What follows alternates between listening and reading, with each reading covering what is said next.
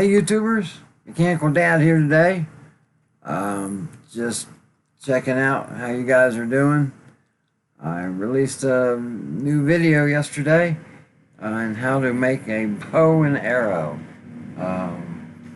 We were talking about zombies yesterday, me and my son, and came up on a conversation as to what are we going to do if we run out of bullets. You know, it was kind of strange, so we decided we'd make a homemade bow and arrow real quick and see if it would actually work, you know. Surprisingly, it did real well. I didn't have a chance to put feathers on it, but everything else seemed to do okay. The wood was real green. It needed time to dry, but yeah, check it out. It's kind of humorous, and at the same time, it's informative too. So you can make your own if you were.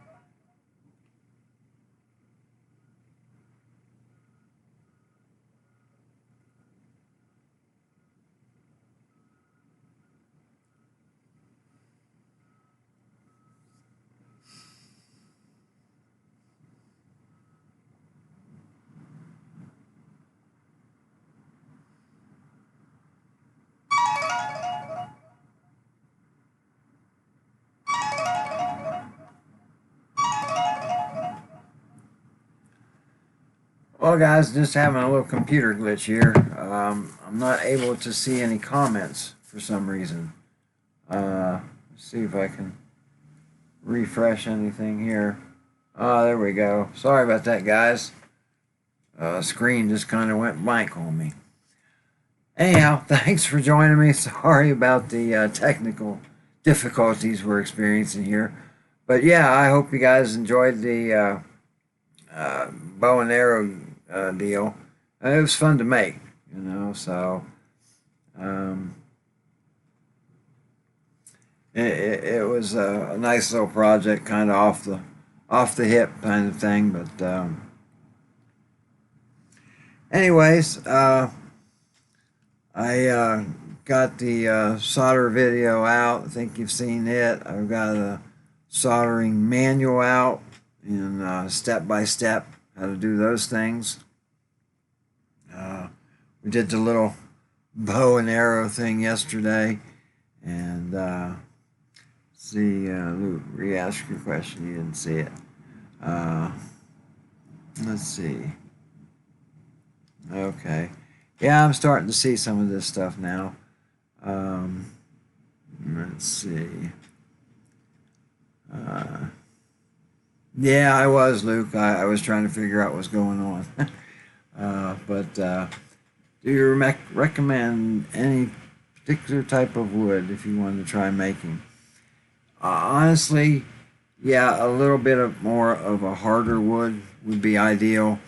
The wood that you saw that I did yesterday, I want to say was a softer hardwood, kind of like a poplar. I don't know if you guys have poplar trees here in Utah or not, but it's a hardwood tree, but it's a soft wood, and ideally, you certainly don't want to use pine or anything like that, particularly because of the sap. So it would be impossible to do. But you know, what you want to try and find is a tree that's kind of flexible. And in the video yesterday, you heard me talking about letting the wood dry out a little bit, letting it cure. That was one of the problems I had yesterday in making it. It was so green and so fresh still that it actually kind of cracked when I started to bend the bow in it. Now, one trick to doing that is steaming it. Maybe holding it over a pot of boiling water outside. Put a pot on the grill or something. But and that would help bend it a little bit.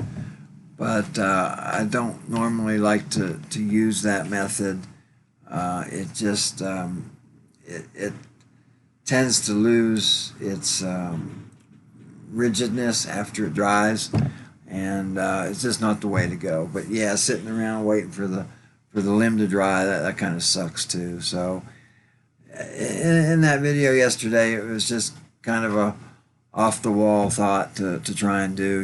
Hey, what if you got lost or you're hiking, got lost, you had to spend a night or two out there, you needed to eat, yeah,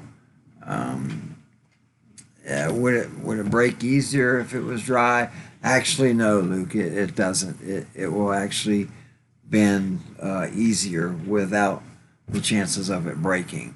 I know it kind of sounds funny, but maybe I'll do another one, and I'll be able to maybe go out into the woods a little bit more. We used some of the trees that were at my son's house yesterday.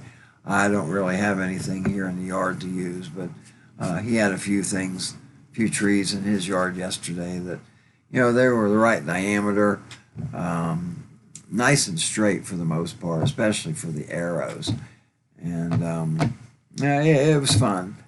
But here in the next, I hope to get it out this week actually, and I'm going to attempt to take a rocket, just one of your ST powered rockets, and I'm going to attach some wings to it. I don't know how well you guys can see that picture, but I'm going to attach some wings to it, but I'm going to have to where the wings will fold down part way, so it'll be a little more streamlined. And we're going to launch this, and we are going to remotely control it back to the ground like a glider. So it'll have a little battery pack, the module and the servo to control it. I'll probably just use the existing fins off the rocket here in the back as a rudder, so I can go left and right. It probably won't have any elevators or anything to control the up and down of the rocket. Just want to be able to turn it. It's naturally going to come down. I'll try and have it weighted. And who knows, it may go up in the air. It may explode. It may totally disintegrate itself and when it decides to go off the launch pad. So just kind of a goofy idea. It's kind of what I do sometimes. So kind of break up the how-to videos that I get put out there. So, stay tuned. I think it'll be fun. Kind of easy to build, I think. So we'll see how it goes. So, yeah, I appreciate you watching, Luke. I'm getting a little bit more comfortable in front of the camera here, and trying to bring you guys some things that are, fun to do. Maybe a little off the wall from time to time, but yeah, it'll be fun. So yeah, these rockets, I used to do these too when I was a kid, Luke, and even tried to get Joshua into it for a little while. I think we did it a few times. This one in particular I got here, it's the one that's got the parachute in it. So you always had to go chase it down. But if this rocket here tends to be a little too small for the wings that I had drawn out there, there's not much to finding a cardboard tube and putting some balsa fins on the back and shoot off something a little bigger. So we'll see how it goes. Anyhow, thanks for joining me today. I didn't have a whole lot, so Jason, appreciate you being around. Jared, thanks for hanging out with me. So I appreciate y'all's support.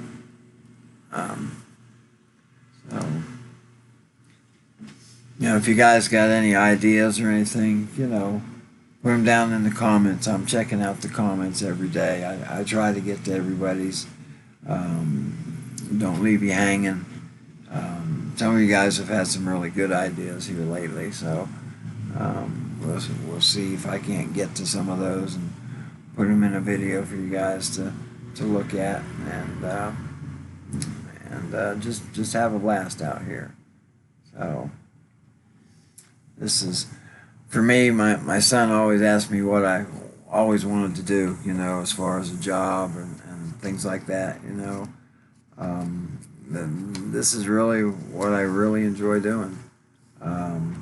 Just making things, putting things together, fixing things if they need to be fixed. My wife told me that our washing machine is not working here today, so for some reason the barrel is not spinning. Don't know why. I'll need to look at that. So that may be something I throw on tape for you guys and see what's wrong with it. It may be a belt. Could be a motor. I know that they're inside the tub of the washing machine. It's got some little fingers in it, and as the tub turns, these fingers grab some little indentations inside the shaft, and that's what keeps the barrel turning. It's like a one-way type of thing, but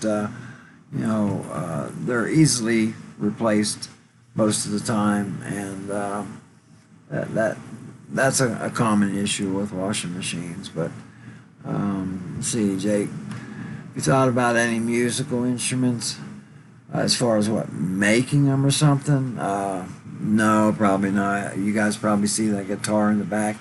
I do play just a little bit. That's probably not the best thing, best instrument I play. I learned to play on a keyboard, so I'm pretty good at that. Learned how to write music when I was very young, and let's see, Jared, your washing machine is always dripping at the end of the wash cycle. Okay. I'm guessing the dripping on the floor. There's one thing you might want to check, and there's a drain hose on the back of that washing machine.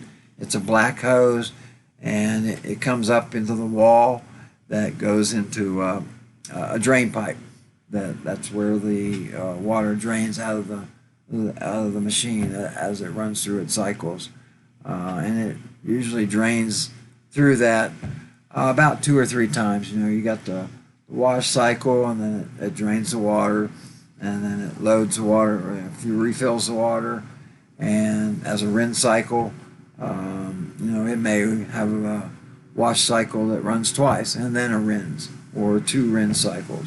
But anyhow, there's a black hose back there in the very back, and it's dripping into the wash. That's kind of odd. I don't know on that one. There's really not a lot of things that have water at the top of the barrel in that machine, in a washing machine. Jared, would this be a top load machine, or is it one of those front load washing types of machines? Let's see, what kind of keyboard did I play? I have a Yamaha. It was actually called an Omni, OMNI. It was a full-size keyboard. Only had a few special effects. I had a old PV amp that I used to run the keyboard through, and so that's where I would get my different sound effects. But it wasn't nothing fancy. So, and it is a top load machine. Yeah, I can't, off the top of my head, I can't think of anything that really would cause it to drip a lot of water out of the top. Do you think it's like maybe residual water from maybe where it got splashed up around some of the top of the buckets, around the seal and stuff? Or is it a lot of water coming out where it's leaking? Let me know about that. How you doing, Shelton? Thanks for joining me. I'm just talking with Jared here about a little bit of keyboard playing and some washing machine issues. So trying to get an idea on what he's talking about here. But yeah, I may tape some of this for the washing machine when I get to it here later, and see what's going on. A lot of people have issues with their washer and dryers, and the dryers, for the most part, at least electrics, are not terribly hard to fix. Actually, you have a skinny little belt that goes around the whole barrel of the dryer, and then just goes around the motor that makes it spin. I know ourselves have had issues with the heating coil. Again, it's an electric, but it's a heating coil in the back of the holes in the machine, and it's actually replaceable. Yeah, I kind of got a frog in my throat here for a minute. Let me just run off here real fast, and I'm going to grab a sip of water. I'll be right back, guys. So keep the comments coming. I'll be right back, and I won't miss anything. No.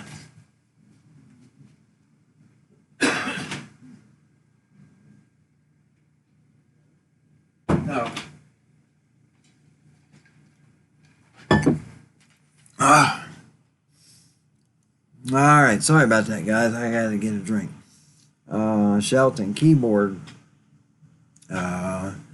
left-handed, but couldn't get left-handed bass notes right.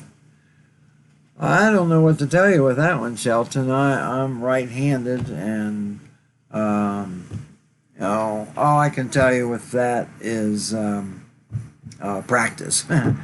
I know I started playing the keyboard fairly young. I think I was in about sixth grade, and I started taking that in school. Actually, is where I started to learn how to play. They offered, one of your selective classes, so to speak, and so I had selected that and started to learn how to play. And I played for probably 6 to 8 years of taking lessons and stuff, but constantly practicing. Whether it was with my piano teacher, a couple times a week, or just the lessons she had me do when I wasn't seeing her. It's just a lot of practice. Your fingers have to be limber, and just keep at it. I know it's should have I should. It's been years. It's been quite a while since I've played too, Shelton. But it's kind of like a bicycle. You don't forget. You still remember what keys are what.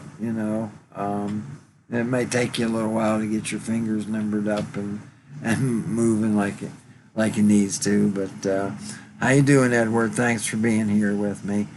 Yeah, my eyes are a little heavy today. I'm a little sleepy. Knee was bothering me a little bit last night, so it kind of kept me up a little bit. But yeah, bear with me. We're trying to get through. And let's see, what is that? Kryptonite. Josh makes a video where you teach your dad to code. Yeah, there's been other folks that say about me coding, and I don't think that's my cup of tea. I've seen him do it, and I know a lot of you guys. That's what you do for a living, and I don't see how you do it. I really don't. It looks really difficult to me. Pushing certain keys and symbols and all that just to get one color that you need for the computer, or for it to have a letter. It's just really and mind-boggling to me. You guys are really smart when it comes to that. I gotta say, I just that would be so far over my head at this point. I would be scared to even attempt it. But I don't think Josh would have the patience to teach me, and I would be one of your very, very slow learners. A lot of this YouTube and editing these videos and everything it takes to put all this stuff out there to everybody is quite involved. It's a lot more to it than just record a video, load it on the computer, and send it out. There is an awful lot more to it that I didn't realize. And my son made it sound like it was, oh yeah, no big deal. Yeah. Show a little something on the video people do, and you just plug it into your computer, you load it up, and then send it to YouTube. And no big deal. Yeah. So no, I'll stick with where I'm at. I'll build the stuff. I'll build anything you want to see for them if I can. But computer coding is I just can't do it. I can't do it. And I don't say can't very often at all. But I don't think I'd even enjoy it even if I did was able to do it. So I'll stick with where I'm at. But anyhow, if you guys have some more ideas or anything, let me know. I don't run out of ideas, but sometimes you guys have more creative ones, and something I may not have thought of, but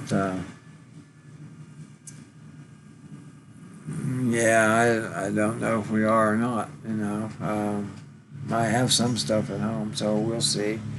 Son was asking if I needed any RC parts for the uh, rocket glider. I don't know. I tend to reuse a lot of things. You know, I've had numerous planes and helicopters and things like that over the years, and so when you crash and burn, a lot of times I just strip them down with everything I know I can reuse, and then put that to work with other things. So I may have to make a trip to the hobby store tomorrow, but we'll see. I got to get all the materials and all the parts together to see what I can do about this rocket. But um, while you guys are listening, let me ask you this. You know, I have the rocket and these wings. You guys can see that at all. Got these wings here. My idea is to split those wings in half, okay, cut them out, have two individual wings, and kind of pivot it in the center somehow.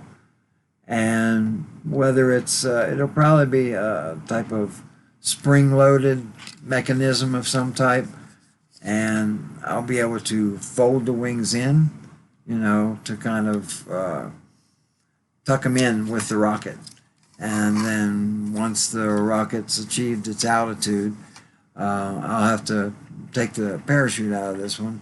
But once the motor's burned out and it starts to fall, have a way of, you know, releasing the wings so they'll pop open, and then just glide it back home. You know, you have to balance the rocket, you know, get to the center of gravity, especially once you put the wings on. So it's going to naturally want to come down. So it'll probably need some weight on the nose of this rocket. But, you know, that's my idea. It may crash and burn first time around. Who knows? It may take me several launches before we get it right. But sounds like a fun thing to me. I've always wanted to try it. I'm sure people have done it already. This is just my version of it. Well, thanks, Shelton. I appreciate it. I thought the bow and arrow would kind of change things up a little bit.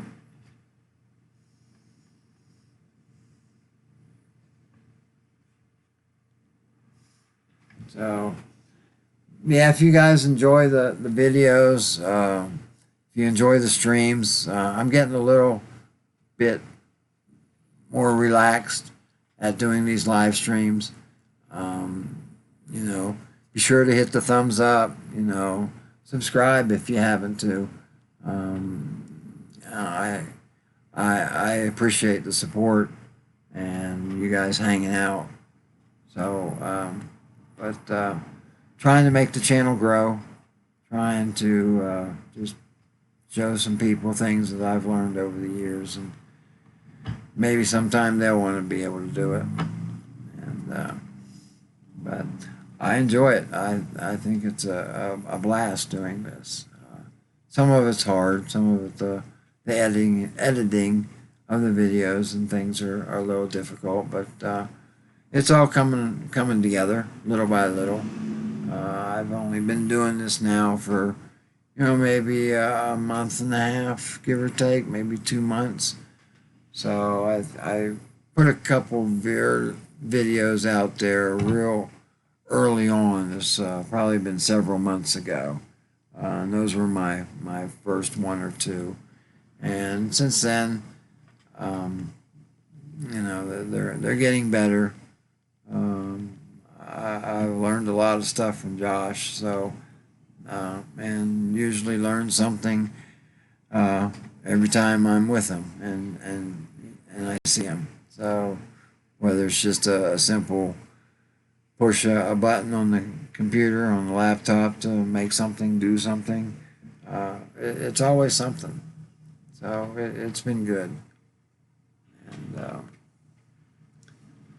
so anyhow, you guys got anything you want to talk about other than, you know, what I'm jabbering on with, let me know. You know.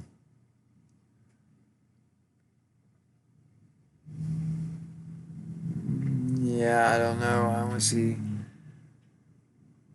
some conversation here, Josh. I don't see a lot. Uh, hey, Eric, thanks for joining. I appreciate you watching. So hope you're doing okay today.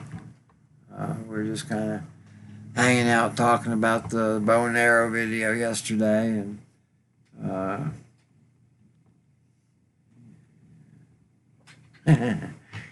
yeah, he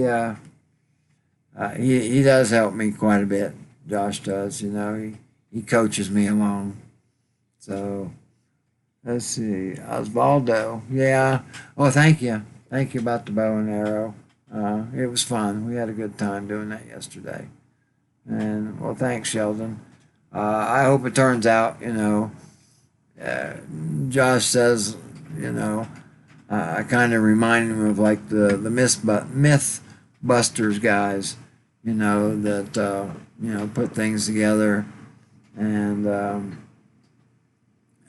sometimes they work, sometimes they explode and catch fire, and they fail, first few times around. Those guys are, I don't know them personally, but those guys are pretty bright. They got a lot of cool stuff, and the shop they worked out of, was it M66 or something like that? I know they had a name for their shop, but they had all kinds of little doodads and knickknacks in there to put stuff together, and Osvaldo, you want to try to make the bow and arrow with your daughter, that'd be great. I was a Cub Scout leader for a few years when my son was into it.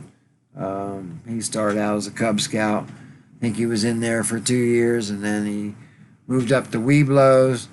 By the time we got to the Boy Scout portion of it, he was kind of getting tired of it, so we backed out. But those types of things, a bow and arrow, were types of things that projects and things that I'd bring to the boys each week. We'd have a meeting once a week, and I always had to think of some type of activity or craft for them to do, or to teach them. I remember there was one where we took just a simple bar of soap, and I had some small little pen knives that were donated to me. And, at first I taught them knife safety, and then I turned them loose with a bar of soap and a little pen knife and let them carve, any little figures or anything out of that bar of soap. And they were pretty good at what they did. Each one of them had a little something different. Reusing the parts? Yeah, I mean, why not, Jake? Unless they're broke, I try to reuse as much as possible. And yeah, Sheldon, I just tried to pick the straightest stuff I could find. You know, you don't really have a huge choice, and when you're cutting stuff off a tree, you just kind of have to do the best you can. So, do you ride a motorcycle? I do, Kryptonite. I've actually taken Joshua's around a little bit. I don't have one myself. We're talking about it, talking about getting one. But yeah, I do like to ride them. They are fun. I apologize, guys. I guess my voice is a little dry here today, a little raspy. So uh, uh, forgive me for that. But anyhow, we're just hanging out, and let's see, Sheldon, you cosplay from time to time. I'm trying to do a Jin cosplay from. I guess I don't know what that is actually, Shelton. I'm not familiar with those games. Um, Acting when doing scripted videos improved a lot. Seems like that's awkward. Yeah, Eric. My son yesterday, as a matter of fact, when we were shooting the bow and arrow video, um, I try not to be, scripted too much at all. I get a little tongue tied still, get a little nervous in front of the camera.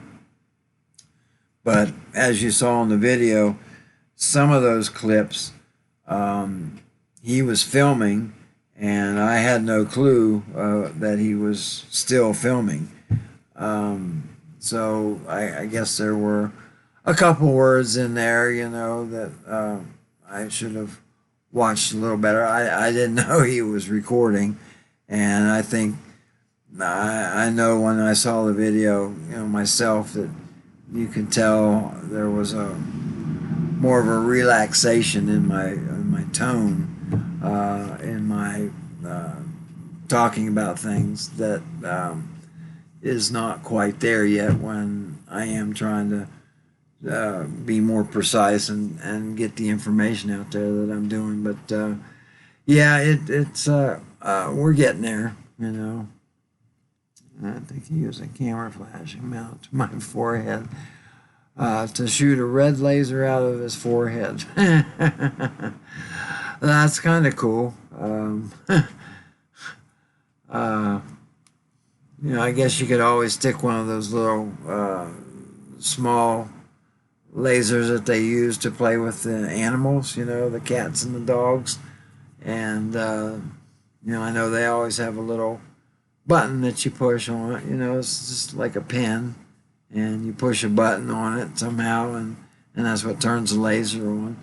All you'd really need to do is maybe take that little switch out of that housing and run a couple of real small wires out of that hole and run it down into your pocket or your shirt pocket or something. I don't know how to make it like Bluetooth. You just don't have the room in that little chamber for that kind of. You'd have to put some kind of board in for a Bluetooth to work. So, but I would try to run a couple wires out of that hole and where that switch is, because I know that comes out. Run a couple wires down, put a little push button micro switch in your pocket, so the lasers in your ball hat there, and you might just look like a regular baseball hat, and you've poked a little hole in the cap part of it, and that's where you got your laser sitting, and you're walking around, you got your hand there in your pocket, and you just push the button, and there's a laser. Nobody knows where it's coming from. That'd be pretty cool, So, yeah, some different idea. Let's see, Edward, regular bike into a motorbike. Yeah, it's not hard, Edward. That's, basically what I did with that junkyard bike. It was just a regular old Huffy bike, no gears on it or anything. And then basically a large weed eater motor and a couple of gears, a chain, a small gas tank, and there you go. I am reading the text. I'm not seeing anything else right now. Okay, I'm not seeing that, Josh, for some reason. But yeah, thanks. Thanks, Lewis. I appreciate the donation. Some of these texts I am not getting for some reason. My computer is freezing up, so I don't know what's going on exactly. But I apologize for not seeing any of these. I don't know what's going on. But yes, thank you, Lewis. This is my full-time job now, and I enjoy it quite a bit. So I can use all the support I can get right now. A lot of it's for just continuing the projects, and buying the materials for it. I'm kind of a hoarder per se, so I could be walking along the road or on the sidewalk or something. Me and my son went to a movie the other day, and in the road itself there were just some big steel square washers um, that I picked up, and put in my pocket and brought home. You never know. I never know what I might need it for, and I've got a drawer in my toolbox back there that's just got nuts and bolts and doodads and little things in that I reach into all the time. And so, yeah, I'm a hoarder, but I end up, using a lot of stuff. And Harry, I appreciate you coming around. But thanks. I appreciate the you watching, and I hope it's been entertaining for you. Classic. Let's see, Kryptonite. My uncle buys old classic cars that don't run and fixes them up and sells them for 4 times the money. Yeah, it's a great business. I like cars, and especially classics. Um, but you got to have a shop. You got to have a lot of inventory. I don't know what am I trying to say. You got to have some equipment. To do things like that. It's an expensive hobby if you're doing it as a hobby. Just buying an old car and fixing it up. You can.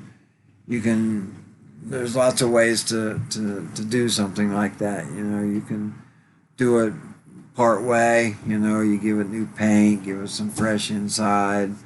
A lot of times now with especially the muscle cars, the old classic muscle cars, people will take and they strip them down to the bare frame.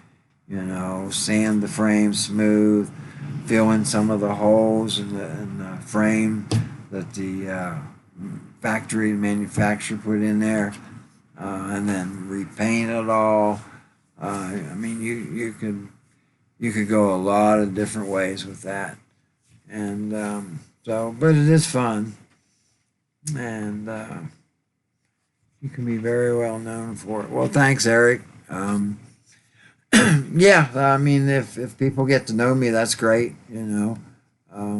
I guess it's not.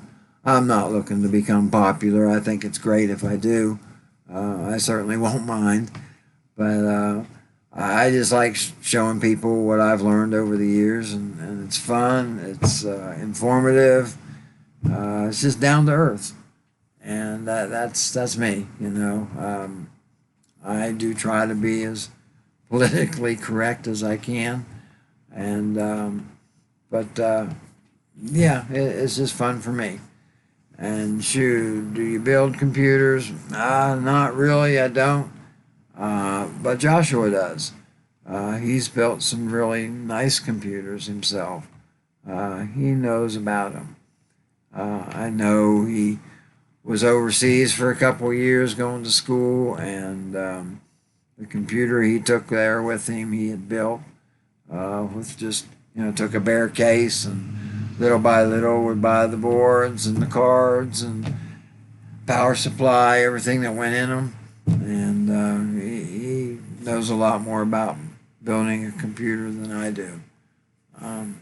So he'd be the man to ask on that one, not me. Um, so yeah, I could put parts into one of those computer cases, but I wouldn't know what I'm doing with them. So I am, I think I'm doing pretty good there. Uh, I am tired, guys. I am. I didn't get a lot of sleep last night, so again, sorry about all that. Um, uh, Everything's good, So, well, thank you, Louis. I appreciate it. I really appreciate it. It's nice to hear things like that. I was a little skeptical when Joshua confronted me about doing something like this, because I just said, well, there's hundreds of people and videos out there doing something similar to this, but I've seen some of the how-to sites. I guess there's one fellow that does a lot of car repair videos, and I guess he's become unpopular for reasons that they say. I don't know. I just, instead of just one subject, I just try to cover all kinds of things. It's just he was pretty much car things, and me, I'm just a little bit of everything. I don't claim to be an expert on anything. Maybe really good, but not an expert. I'm always learning something. But well, thanks, Shelton. I appreciate it. Yeah, I hope the videos are getting better and better each time, guys. Trying to get a little more relaxed.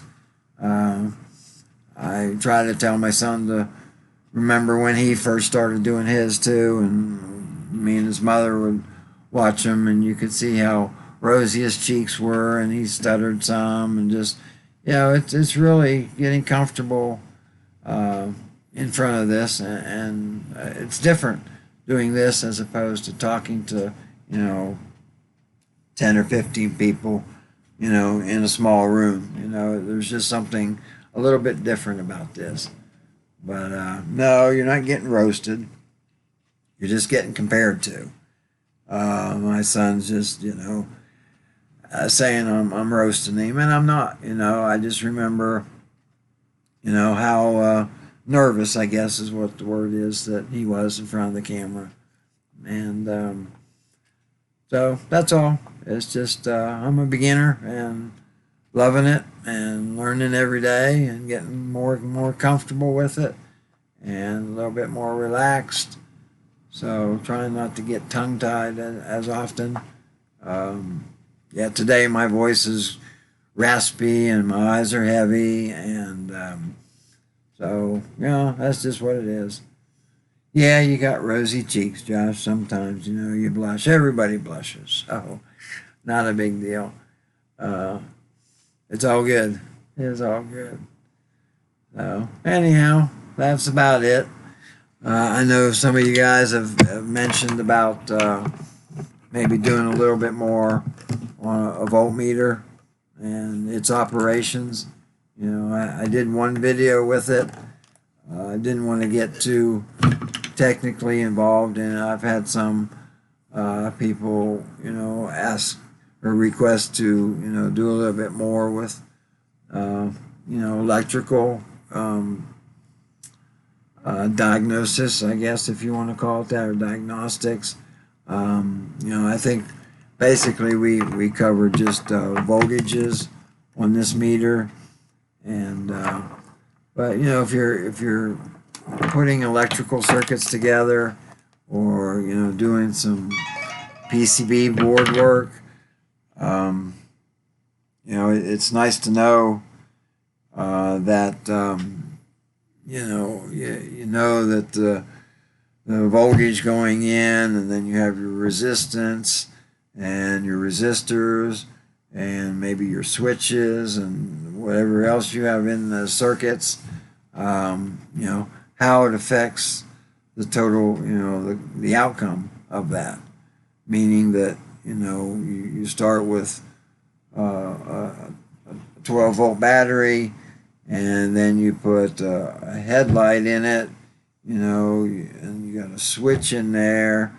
How much resistance do you need so you don't burn things up, or you protect things? How much amp draw is in that circuit. It gets real technical real fast, and it confuses a lot of people. But there's some functions on the meter that I think you guys really should know about too, not just the voltages. The one in particular is resistance and continuity. Continuity meaning that the circuit has no breaks in it. And on certain meters, like the one I have, it has a audible tone that sounds off when you connect your two leads to each end of what you're checking. If there's no breaks in it, if there's a winding in a solenoid or something and it has burnt but you can't see it and it's open, when you check continuity from one end to another, if your meter beeps, you know that that wire has not been burnt through. If you connect them and you have no beep, well then you know that there's an open in that solenoid in that circuit someplace, and so it helps you to further diagnose what kind of electrical problem you have. Sometimes resistance affects things. For instance, this is a fan out of a computer, and say that it's running slower than it should be. You know, it needs to run at a certain speed to keep the computer components cooled off.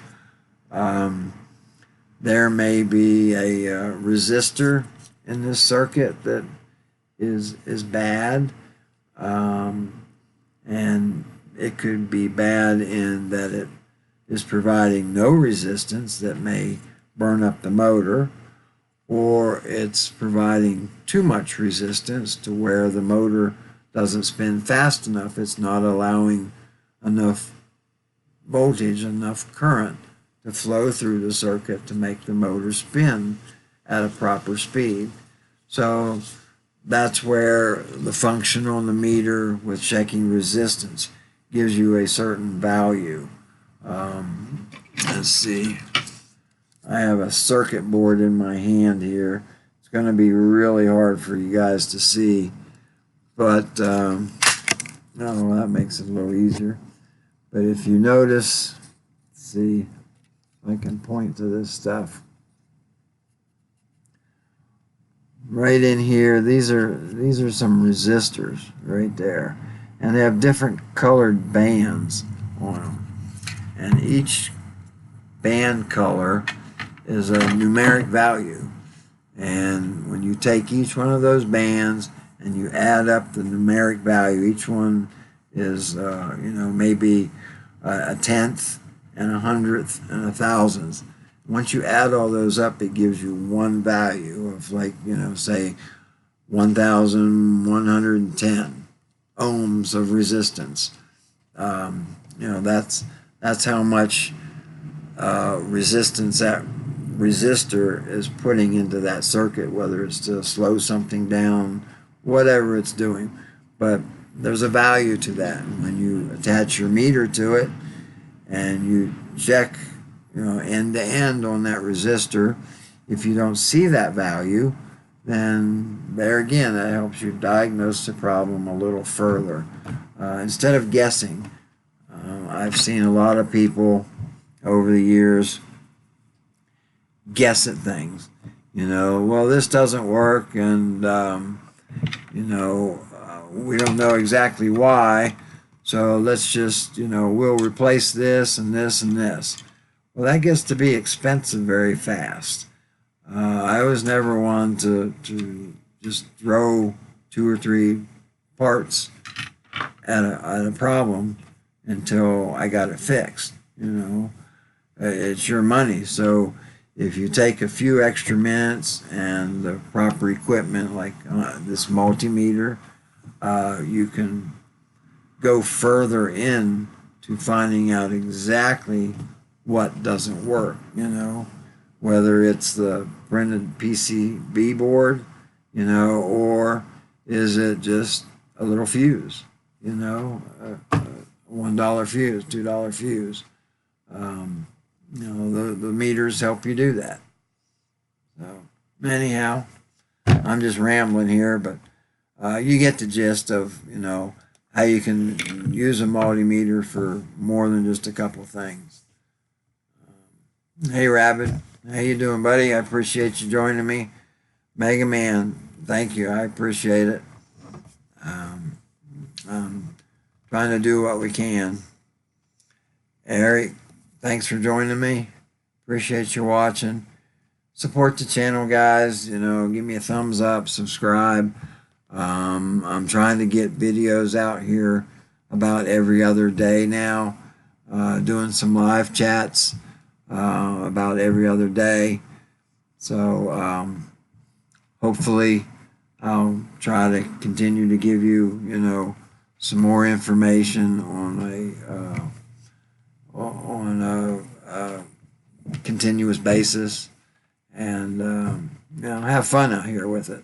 You know, hopefully you guys are getting something out of it, and if not, you know, maybe you've seen something that your kids want to know, or maybe a neighbor or somebody else, you heard them talking about it. What kind of things to check with a meter? Mega Man, that's what, yeah, I was talking. You know, you can check. You know, I did one video with just, you know, some basic voltmeter readings, but you know, you can check resistance in circuits, some continuity, you know, some amp draws, things that are a little more technical, a little bit more involved, where it just needs a little bit more explanation rather than, you know, do you have 12 volts coming out of your car battery or do you not? You know, the meter will tell you. You really just need to know, you know, what the symbols are, what it means, you know, what is resistance, what is current or amps, what is that? And that's what folks don't understand. I'm no expert at it, but it's not hard. Let's see, what do we got here? Mega Man, yeah. Looks far too complicated to diagnose. No, it's not, Mega Man. It really isn't. A lot of people think it is. I mean, some of the components are very small, but it's not hard to find some issues. I mean, the boards. I mean, if you look at the back of this board, it's a mess with a bunch of solder and a bunch of circuits. But you know, if you know what you're looking for, if you know on the back of here what is that particular circuit, then you can go back over here and try to find each little part that may be causing you a problem. You know, is it a capacitor? Is it a heat sink? Is it a resistors? You know, there's different things that, you know, are fixable, but let's see, guys are going fast now. Let's see. Yeah, I'm trying, Eric. I'll get a little bit better. I'll get a little bit more relaxed out of it. Kryptonite, appreciate you being with me. Thanks for the support. I look forward to chit-chatting with you more. I start to remember names after a little while, so bear with me. I'm not the best with remembering names, but you guys will become familiar with me. So, and I hope that you guys learn a little bit more about me. You know, I'm just a kind of down-to-earth kind of guy. But thanks for supporting my channel. Don't forget to subscribe, give it a thumbs up. Check out all the other little links and stuff below. You know, maybe how to support the channel. Check out the videos down there. Any of the little used car video guide. You know, how to buy a used car. Now I have the soldering guide out there. I'm looking to put out how to replace front brakes on a vehicle here in the next day or two. So that'll be a guide down there as well. So, you know, cars are different. You know, there's lots of different makes and models of car, but the basic procedure for changing your front brakes, at least on the vehicles, is the same. Might take some different size nuts and bolts and things and wrenches, but the procedure is the same. So anyhow, Jordan, thanks for being with me. Jake, yeah, have fun making that bow. Take your time. That was kind of a quick shot at doing the bow and arrow, but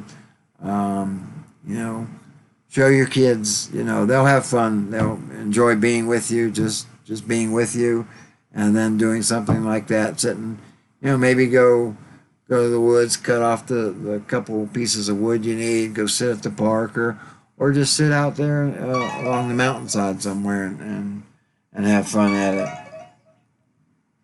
But all right, guys, I appreciate you joining me. I've been told I need to sign off here, so anyhow, subscribe, thumbs up, check out the links below, and you guys take care of yourselves, and I will talk to you soon. Thanks for being there. Bye.